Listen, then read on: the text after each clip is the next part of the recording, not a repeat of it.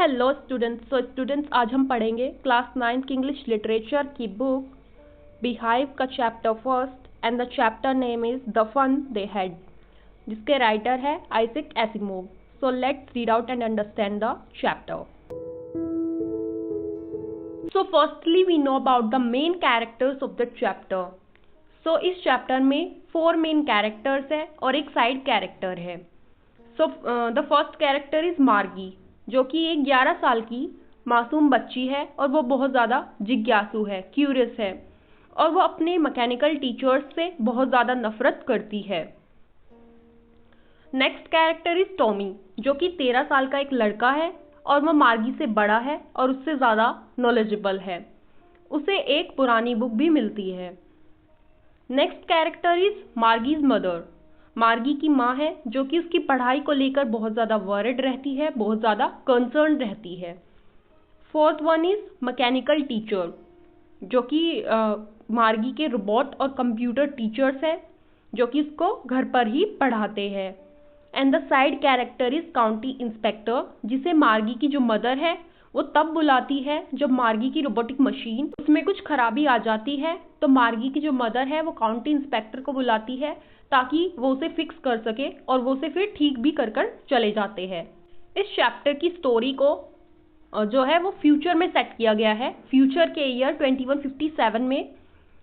जहाँ पर जो एजुकेशन है वो आज के टाइम से बहुत ज़्यादा डिफरेंट है, क्योंकि वहाँ पर जो बच्चे हैं वो अपने घरों पर ही रहकर मैकेनिकल टीचर्स, जो कि रोबोट्स और कंप्यूटर्स हैं, उन पर पढ़ाई करते हैं और वहाँ पर स्कूल्स और क्लासरूम जैसी कोई जगह नहीं है। Discovery of a real book, then जो टॉमी है उसको एक रियल प्रिंटेड बुक मिलती है अटारी से, एटिक मीन्स अटारी, और वो देखकर मार्गी जो है वो बहुत ज़्यादा सरप्राइज होती है, बहुत ज़्यादा हैरान होती है, क्योंकि उसने आज से पहले कभी ऐसी रियल बुक नहीं देखी थी। उसने बुक्स को ई बुक्स और टेली बुक्स की फॉर्म में कंप्यूटर स्क्रीन पर ही देखा था,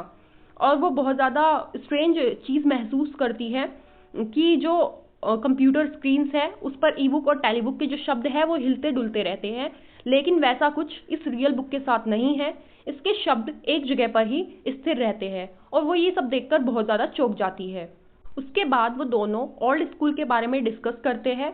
और क्योंकि इस बुक में डिस्क्राइब किया हुआ था कि कैसे पहले के टाइम में जो चिल्ड्रंस हैं वो स्कूल्स में जाते थे एक साथ और वहाँ पर पढ़ाई किया करते थे, और जो ह्यूमन टीचर है वो उनको पढ़ाते थे, ना कि कोई मशीन उनको पढ़ाया करती थी, और जो चिल्ड्रंस है वो ग्रुप्स में स्टडीज़ किया करते थे, ग्रुप्स में खेलते थे, हंसते थे और एक दूसरे की मदद भी किया करते थे। Margie's dislike for his robotic teacher, Margie उसके मैकेनिकल और रोबोटिक टीचर्स से बहुत ज़्यादा नफरत करती थी, और मार्गी को बिल्कुल पसंद नहीं था, खासकर कि ज्योग्राफी में कि जब वो मैकेनिकल टीचर उसको टेस्ट देते थे तो उसके मार्क्स वो तुरंत के तुरंत काउंट कर देते थे। ऑब्वियसली क्योंकि वो मशीन है तो वो तुरंत काउंट कर उसके मार्क्स कंप्यूटर स्क्रीन पर शो कर देते थे, और वो मार्गी को बिल्कुल भी पसंद मतलब उसे बिल्कुल पसंद नहीं है, और वो इसे बहुत ज़्यादा बोरिंग और डिफ़िकल्ट फील करती है,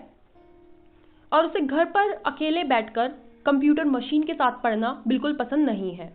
मार्गी की मदर नोटिस करती है कि कुछ दिनों से मार्गी जो है वो ज्योग्राफी सब्जेक्ट में वीक होती जा रही है और उसकी ज्योग्राफी में मार्क्स भी बहुत ज़्यादा कम आ रहे हैं। सो वो अपने घर पर काउंटी इंस्पेक्टर को बुलाती है उसकी रोबोटिक मशीन को फिक्स करने के लिए। सो जब मार्गी के घर पर काउंटी इंस्पेक्टर आते हैं तो मार्गी ये चाहती थी कि वो उस मशीन को रिपेयर करने के बजाय अपने साथ परमानेंटली लेकर चले जाए, क्योंकि वो उस मशीन को बिल्कुल भी पसंद नहीं करती थी। लेकिन जो काउंटी इंस्पेक्टर है वो उसके इरादों पर पानी फेर देते हैं, क्योंकि वो जल्द ही उस मशीन को बिल्कुल ठीक कर देते हैं और उसका लेवल भी मार्गी के हिसाब से बिल्कुल फिक्स कर देते हैं, और मार्गी की मदर को बोलते हैं कि अब आपको टेंशन लेने की कोई ज़रूरत नहीं है, मार्गी की इसमें कोई गलती नहीं है कि उसके मार्क्स कम आ रहे हैं, बिकॉज जो रोबोटिक मशीन है उसका लेवल इसकी एज स्टैंडर्ड के हिसाब से थोड़ा ऊपर था, सो मैंने अब उसको इसकी एज के हिसाब से फिक्स कर दिया है, सो अब आगे इसको कोई दिक्कत नहीं होगी। सो ये सब जानकर मार्गी बहुत ज़्यादा डिसअपॉइंट हो जाती है, बहुत ज़्यादा निराश हो जाती है, क्योंकि अब उसको इस मशीन से ही पढ़ाई कंटिन्यू रखनी पड़ेगी। कंपैरिजन ऑफ एजुकेशन सिस्टम, सो इसमें 2 तरह की एजुकेशन सिस्टम है। फ्यूचर एजुकेशन लाइक मार्गीज वर्ल्ड, जहाँ पर मैकेनिकल टीचर्स हैं और जो बच्चे हैं वो अपने घरों पर रहकर मैकेनिकल टीचर्स के द्वारा पढ़ाई करते हैं, पर्सनलाइज्ड लेसन्स लेते हैं और वहाँ पर कोई सोशल इंटरेक्शन नहीं है बिकॉज वो स्कूल नहीं जाते, स्कूल फ्रेंड्स नहीं है और वहाँ पर ह्यूमन टीचर नहीं है। और past education means to be that हम बोल सकते हैं जो हम प्रेजेंट में जी रहे हैं, आवर वर्ल्ड। सो उसमें रियल बुक्स है, ह्यूमन टीचर्स हैं जो कि हमको बहुत अच्छे तरीके से पढ़ाते हैं एक्साइटमेंट के साथ, और चिल्ड्रन जो कि एक साथ स्कूल्स में जाकर पढ़ाई करते हैं और वहाँ पर खेलते हैं, कूदते हैं, फ्रेंडशिप करते हैं एक दूसरे के साथ और बहुत ज़्यादा एक्साइटेड तरीके से पढ़ते हैं अपने टीचर्स के द्वारा। देन जो मार्गी है वो इमेजिन करती है, वो सोचती है कि ओल्ड स्कूल्स कितने ज़्यादा अच्छे होते होंगे और जहाँ पर ह्यूमन टीचर जो है वो बच्चों को पढ़ाते थे और बच्चे एक साथ बैठकर पढ़ते थे, हंसते थे, खेलते थे और वहाँ पर जो ह्यूमन टीचर है वो उनको बहुत ज़्यादा अच्छे तरीके से समझाते थे, उनको बहुत ज़्यादा एक्साइटेड तरीके से लेसन्स को पढ़ाते थे, सिखाते थे, जो कि आज के टाइम पर नहीं है। और आज के टाइम से मतलब जो कंप्यूटर मशीन्स पर वो पढ़ती है वो कंपैरिजन करती है कि इस टाइम से पहले की पढ़ाई कितनी ज़्यादा अच्छी होती होगी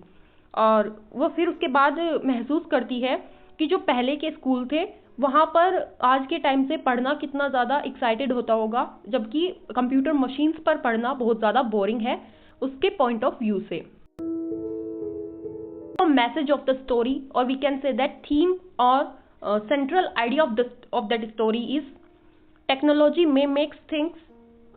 ईजियर। टेक्नोलॉजी जो है वो चीज़ों को या पढ़ाई को आसान तो बना देती है, लेकिन उसमें एन्जॉयबिलिटी, इफेक्टिवनेस, एक्साइटमेंट और ह्यूमन इंटरेक्शन, मानवीय जुड़ाव बिल्कुल भी नहीं होता है। और इस कहानी के थ्रू, इस चैप्टर के थ्रू जो लेखक है वो हमें बताना चाहते हैं कि हमें असली शिक्षा, रियल एजुकेशन सिर्फ बुक से नहीं मिलती, वो हमें दोस्तों के साथ रहकर और ह्यूमन टीचर्स से पढ़कर, उनसे ज्ञान लेकर और सोशल इंटरेक्शन में रहने के बाद ही हमें प्रॉपर जो एजुकेशन है वो मिल पाती है।